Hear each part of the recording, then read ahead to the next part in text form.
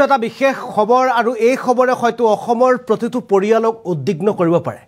আপোনাৰ সন্তানটিৰ বৃদ্ধি আৰু বিকাশৰ বাবে আপুনি দৈনিক গাখীৰ খুৱাই আছে নেকি? যদি আপুনি বজাৰৰ পৰা ক্ৰয় কৰা গাখীৰ খুৱাই আছে তেনেহ'লে আপুনি 10 বাৰ চিন্তা কৰক, কিয়নো এবাৰ গাখীৰত ইউৰিয়াৰ পৰা আৰম্ভ কৰি একাধিক বিষাক্ত দ্ৰব্য মিলোৱাৰ প্ৰতিবেদন প্ৰকাশ পাইছে আৰু যি প্ৰতিবেদনৰ কথা শুনিলে হয়তো আপোনালোকো আচৰিত হৈ পৰিব আৰু ভয় খাব। আৰু সেই প্ৰতিবেদনত কি এবাৰ বিষাক্ত পদাৰ্থ উদ্ধাৰ কৰা হৈছে আমি আপোনালোকক জনাবলৈ চেষ্টা কৰিছোঁ। গাখীৰৰ নামত আপুনি প্ৰতিদিনে খাইছে বৰবিষ। আপুনি বৰবিষ খাই আছে গাখীৰৰ নামত প্ৰতিদিনে।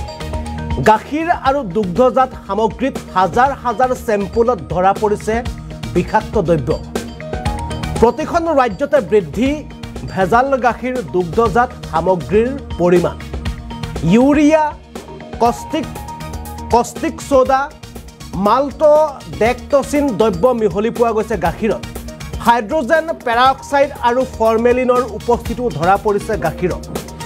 FSSAI প্ৰতিবেদনত উন্মোচিত হৈছে এই ভয়ংকৰ তথ্য। গাখীৰৰ সৈতে মিহলোৱা হৈছে ইউৰিয়া। আপুনি ভাবিব নোৱাৰা ধৰণে গাখীৰত মিহলোৱা হৈছে ইউৰিয়া।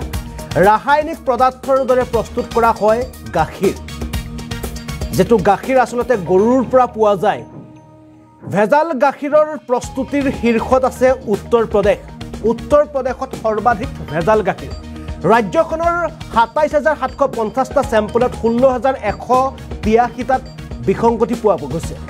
গাখীৰ আৰু দুগ্ধজাত সামগ্ৰীত পোৱা গৈছে বিষাক্ত দ্ৰব্য। তালিকাৰ দ্বিতীয় স্থানত আছে ৰাজস্থান। তালিকাৰ দ্বিতীয় স্থানত নাম আছে ৰাজস্থানৰ। ৰাজস্থানৰ ১৮,২৬৪টা চেম্পলত পোৱা গৈছে ৩,৫৬৬টা চেম্পলতে পোৱা গৈছে এনে বিষাক্ত দ্ৰব্য। তৃতীয় স্থানত আছে কেৰালা। দেশৰ তৃতীয় স্থানত আছে কেৰালা। কেৰালাৰ ১০,৭৯২টা চেম্পলৰ ভিতৰত ১২,০৯৭টা চেম্পলতে পোৱা গৈছে বিসংগতি। অসমৰ ১,১৩৯টা চেম্পলৰ ভিতৰত ২২৫টা চেম্পলতে পোৱা গৈছে বিসংগতি। বিষাক্ত গাখীৰ বিক্ৰীৰ বাবে ২০২৩-২৪ বৰ্ষত অসমত চিভিল কেছ ৰুজু হৈছিল ৩০টা। অসমত ৩০টা চিভিল কেছ ৰুজু হৈছিল। বজাৰৰ পৰা গাখীৰ ক্ৰয় কৰোঁতে আপুনি এবাৰ সাৱধান হওক, 10 বাৰ চিন্তা কৰক। আপুনি বজাৰৰ পৰা আপোনাৰ সন্তানৰ বাবে বা আপোনাৰ ঘৰৰ বাবে যদি আপুনি গাখীৰ ক্ৰয় কৰিছে বা দুগ্ধজাত সামগ্ৰী আপুনি ক্ৰয় কৰি লৈ গৈছে তেনেহ'লে আপুনি এবাৰ 10 বাৰ চিন্তা কৰক যে এই গাখীৰ বা এই দুগ্ধজাত সামগ্ৰী আপুনি খাব নে নাখায়। কিয়নো যিবোৰ গাখীৰক আপোনালোকে পুষ্টিকৰ খাদ্য বুলি আপোনাৰ ঘৰলৈ লৈ গৈছে ক্ৰয় কৰি, সেই পুষ্টিকৰ খাদ্যতে ওলাইছে এতিয়া বিষাক্ত ৰাসায়নিক পদাৰ্থ মিহলি থকাৰ এই খবৰ লাভ কৰা হৈছে। আৰু এই বিশেষ প্ৰতিবেদন প্ৰকাশ পাইছে বা বিশেষ প্ৰতিবেদনত উন্মোচিত কৰিছে FSSAI নামৰ যিটো সংস্থা, চৰকাৰী সংস্থাই এই প্ৰতিবেদনত ভয়ংকৰ তথ্য উন্মোচিত হৈছে। ভেজাল গাখীৰ প্ৰস্তুত কৰাৰ শীৰ্ষত আছে উত্তৰ প্ৰদেশ। উত্তৰ প্ৰদেশৰ ২৭,৭৫০টা চেম্পলত ১৬,১৮৩টা চেম্পলত পোৱা গৈছে বিষাক্ত দ্ৰব্য। গাখীৰ আৰু দুগ্ধজাত সামগ্ৰীত পোৱা গৈছে বিষাক্ত দ্ৰব্য। তালিকাৰ দ্বিতীয় স্থানত আছে ৰাজস্থান। ১৮,২৬৬টা চেম্পলৰ ভিতৰত ৩,৫৬৬টা চেম্পলত পোৱা গৈছে বিষাক্ত দ্ৰব্য। তৃতীয় স্থানত আছে কেৰালা। কেৰালাৰ ১০,৭৯২টা চেম্পলৰ ভিতৰত ১২,০৯৭টা চেম্পলতেই পোৱা গৈছে বিষাক্ত এই দ্ৰব্য মিহলি থকাৰ তথ্য। অসমৰ ১,১৩৯টা চেম্পলৰ ভিতৰত ১২৫টা চেম্পলতে পোৱা গৈছে বিষাক্ত দ্ৰব্য। গাখীৰ বিক্ৰীৰ বাবে ২০২৩-২৪ বৰ্ষত অসমত 4টাকৈ অপৰাধজনিত গোচৰ ৰুজু কৰা হৈছে। অসমত চিভিল কেছ ৰুজু হৈছিল ৩০টা। বজাৰৰ পৰা গাখীৰ ক্ৰয় কৰাৰ ক্ষেত্ৰত ৩০টা চিভিল কেছ ৰুজু হৈছিল অসমত।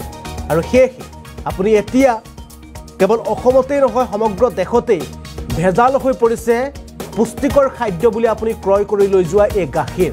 আমি কিছুদিনৰ পূৰ্বে এক প্ৰতিবেদনো আপোনালোকক দেখুৱাইছিলোঁ যে গুৱাহাটী মহানগৰত কেনেদৰে পল্টন বজাৰত গাখীৰত কেনেদৰে মুকলিভাৱে তেওঁলোকে পাউডাৰ মিহলি কৰি সেই গাখীৰক তেওঁলোকে পিয়ৰ গাখীৰ বুলি পিয়ৰ গৰু গাখীৰ বুলি কেনেদৰে বিক্ৰী কৰি থকাৰ সময়তে ধৰা পৰিছিল আৰু তাৰ পাছতে জনতাই পশুখেদা দিছিল এগৰাকী গোৱালক সেই দৃশ্য আমি পল্টন বজাৰত সংঘটিত হোৱা সেই দৃশ্য আপোনালোকক দেখুৱাইছিলোঁ আৰু তাৰ পাছতে এবাৰ FSSAI ফালৰ পৰা এক প্ৰতিবেদন দিয়া হৈছে আৰু এই প্ৰতিবেদন অনুসৰি গাখীৰত পোৱা গৈছে বিষাক্ত দ্ৰব্য আৰু এই দ্ৰব্যসমূহৰ ভিতৰত যদি আপুনি চোৱা যায় তেনেহ'লে এই গাখীৰত পোৱা গৈছে urea caustic oxide caustic soda malt dextrin দ্ৰব্য মিহলি থকাৰ তথ্য ইতিমধ্যে লাভ কৰা হৈছে অন্যহাতে হাইড্ৰজেন পেৰাঅক্সাইড আৰু ফৰ্মেলিনৰ উপস্থিতিও আছে এই গাখীৰত আৰু ইয়াৰ ফলত এতিয়া আপুনি গাখীৰ ক্ৰয় কৰোঁতে বা আপোনাৰ সন্তানটিৰ স্বাস্থ্য আপুনি আচলতে সন্তানটিৰ স্বাস্থ্য আপুনি ভাল কৰিছে নে বেয়া কৰিছে সেয়া এতিয়া নিৰ্ভৰ কৰিছে আপুনি ক্ৰয় কৰা গাখীৰৰ ওপৰত